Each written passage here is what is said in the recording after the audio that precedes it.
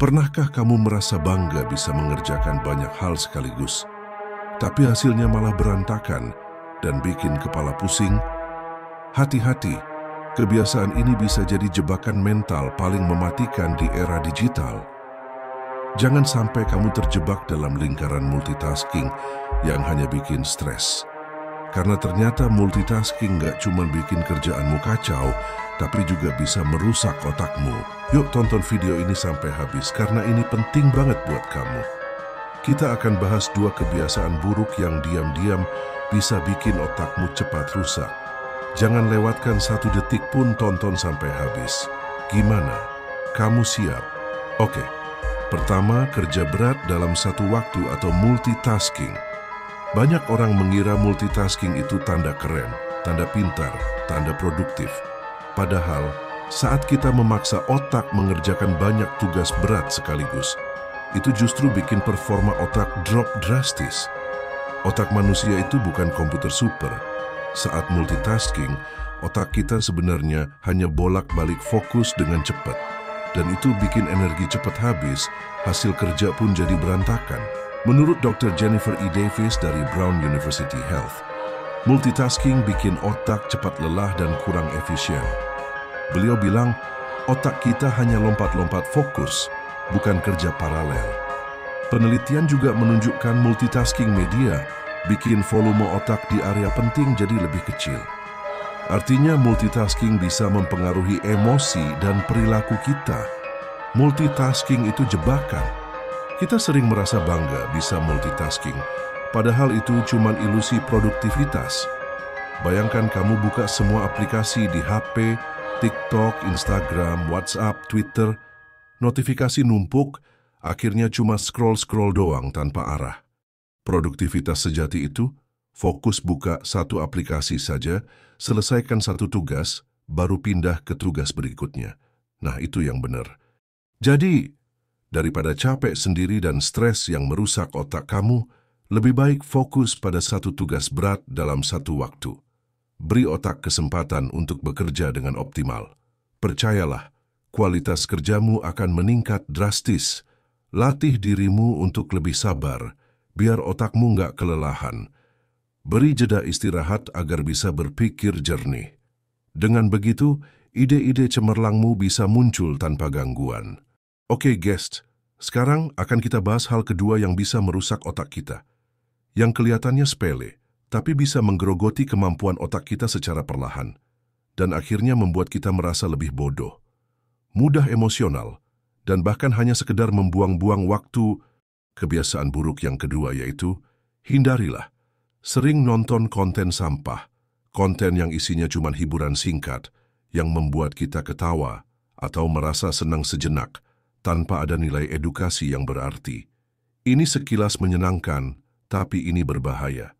Bila kita sudah kecanduan, konten-konten semacam ini seringkali ditemukan di platform video pendek seperti TikTok, Reels Instagram, atau video viral lainnya. Awalnya memang bikin senang, tapi lama-lama ini bisa jadi racun buat otak kita. Kenapa racun? Karena saat kita menonton konten yang bikin ketawa atau bikin kaget, otak kita memproduksi dopamin. Ini bikin kita merasa puas dan ketagihan. Masalahnya dopamin itu seperti narkoba.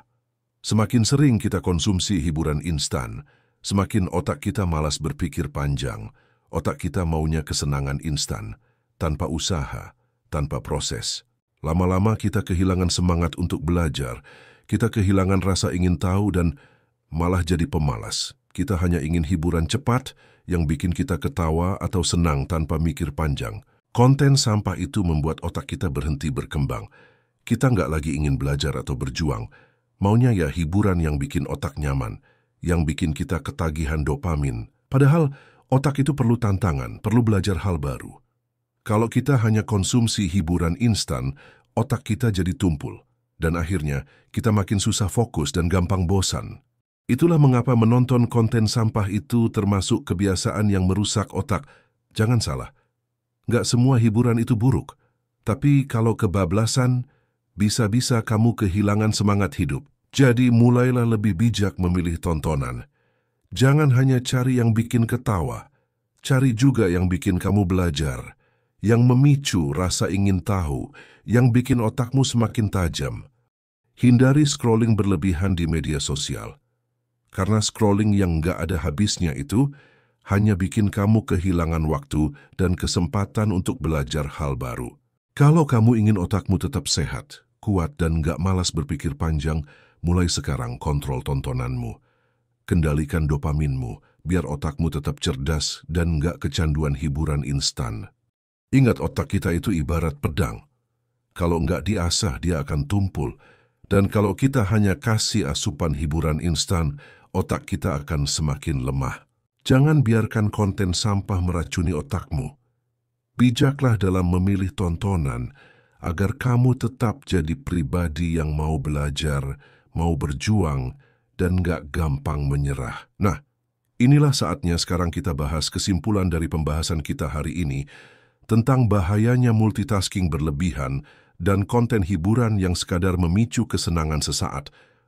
Saatnya kita sadari, kalau semua itu bisa jadi racun bagi pikiran kita, terlalu banyak multitasking itu seperti ngoyoh, kata orang Jawa. Pingin terlihat hebat, padahal justru menguras tenaga dan bikin otak kita kewalahan. Dalam filosofi Jawa, orang yang ngoyo seringkali justru ora tekan tujuan, malah kesel sendiri, atau kesel karepe dewe. Dalam Islam kita diajarkan untuk bekerja dengan ikhlas dan terukur. Rasulullah mengingatkan agar kita tidak berlebih-lebihan karena segala sesuatu yang berlebihan itu melelahkan jiwa dan pikiran. Lakukan dengan niat baik dan tenang supaya lebih berkah. Jangan biarkan dirimu terperangkap dalam kebiasaan scrolling tak bermanfaat yang hanya membuatmu malas berpikir dan jauh dari cita-citamu. Berhentilah sebelum kamu kehilangan arah. Jadilah pribadi yang mampu memilih mana yang bermanfaat dan mana yang sia-sia. Karena setiap pilihanmu hari ini akan menentukan masa depanmu esok hari. Fokuslah pada satu hal yang bermakna. Selesaikan dengan sungguh-sungguh, pelan tapi pasti. Seperti filosofi Jawa, alon-alon waton kelakon, pelan asal sampai tujuan. Jadikan media sosial hanya sebagai alat, bukan tujuan hidupmu. Gunakanlah untuk belajar, menginspirasi, dan menebar manfaat. Bukan sekadar untuk hiburan tanpa arti. Akhirnya, ingatlah selalu hidup ini bukan hanya untuk bersenang-senang, tapi juga untuk berjuang, beribadah, dan menjadi insan yang bermanfaat bagi orang lain. Semoga kita semua bisa bijak dalam memilih tontonan dan meninggalkan kebiasaan multitasking yang hanya melelahkan pikiran. Dengan begitu, kita akan lebih tenang, lebih produktif, dan lebih bahagia. Terima kasih sudah menyimak video ini. Hanya di Mr. Ku Channel. Jangan lupa bagikan pesan ini, agar makin banyak yang sadar, dan kita semua bisa menjadi manusia yang lebih baik. Salam hangat untukmu semua. Wassalamualaikum warahmatullahi wabarakatuh.